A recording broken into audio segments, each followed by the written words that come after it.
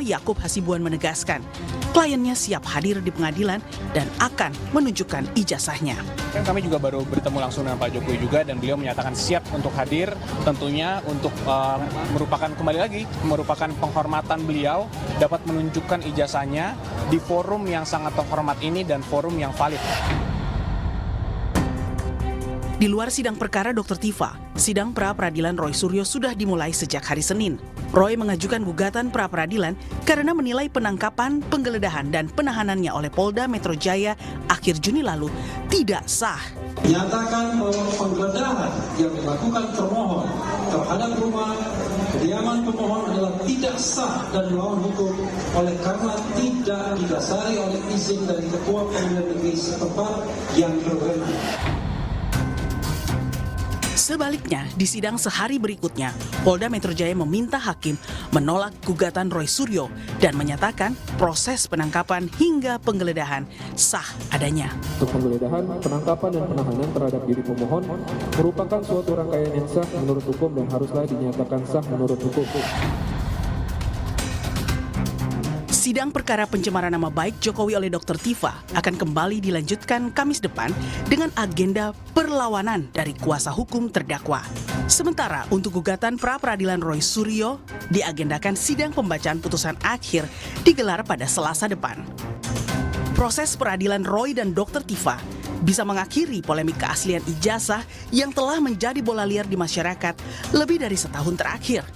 Di sisi lain, kehadiran mantan Presiden Jokowi di persidangan penting untuk mengklarifikasi fitnah dan pencemaran nama baik yang ditujukan ke Roy dan Dr. Tifa.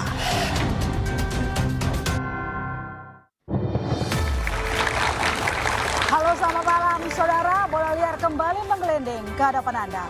Bola liar isu ijazah Jokowi yang lebih dari setahun jadi polemik nasional kini ada di tangan majelis hakim yang mulia. Sidang perkara Dr. Tifa baru berlangsung pada tahap awal, sementara perkara Roy Suryo masih tahap pra-peradilan atas penangkapan dan penahanannya. Dengan meja peradilan sudah digelar, muncul pertanyaan, apakah perkara fitnah dan pencemaran nama baik yang menjerat Roy dan Dr. Tifa cukup diadili tanpa harus membuktikan keaslian ijazah Jokowi? Atau dua sisi koin yang harus dikaitkan dan sama-sama menuntut pembuktian? Bagaimana dengan mantan Presiden Jokowi? Apakah dengan statusnya sebagai penggugat, Jokowi mutlak hadir langsung di persidangan dan wajib menunjukkan ijazah aslinya? Saudara, inilah Bola Liar bersama saya, My Sister Tarigan.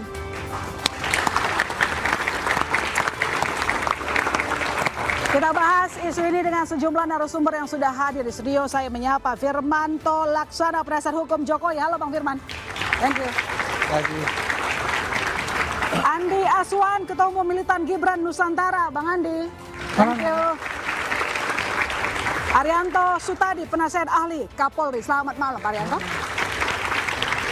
Abdullah Al-Katiri, penasihat hukum Tifauzia Tiasuma. Halo. Al-Katiri, thank you for coming. Michael Sinaga, kreator konten simpatisan Roy CS. Halo Michael. Selamat malam. Selamat malam. Abdul Ghafur Sangaji, penasihat hukum Roy Suryo. Halo Bang Sangaji, selamat datang. Halo Bang Tarigan. Saya menyapa di floor ada Pak Binsar Gultom, Hakim Tinggi Pengadilan Tinggi Jakarta 2022-2025. Selamat malam Pak Gultom. Selamat malam. Selamat malam. Dan yang sudah langganan di panggung ini, saya menyapa Bang Ray Rangkuti, Direktur Eksekutif Lingkar Madani. Halo Bang. Halo, selamat malam semuanya. Oh, selamat malam. Saya ke Bang Sangaji dulu kalau begitu. Bang Sangaji, apakah memang sesuai tuntutan Anda bahwa Jokowi mutlak hadir di persidangan? Karena ini deliknya delik aduan absolut. Oke. Maka untuk membuktikan fitnah dan pencemaran nama baik, si pelapor harus hadir. Karena fitnah dan pencemaran nama baik itu kan melekat pada harkat dan martabat seseorang.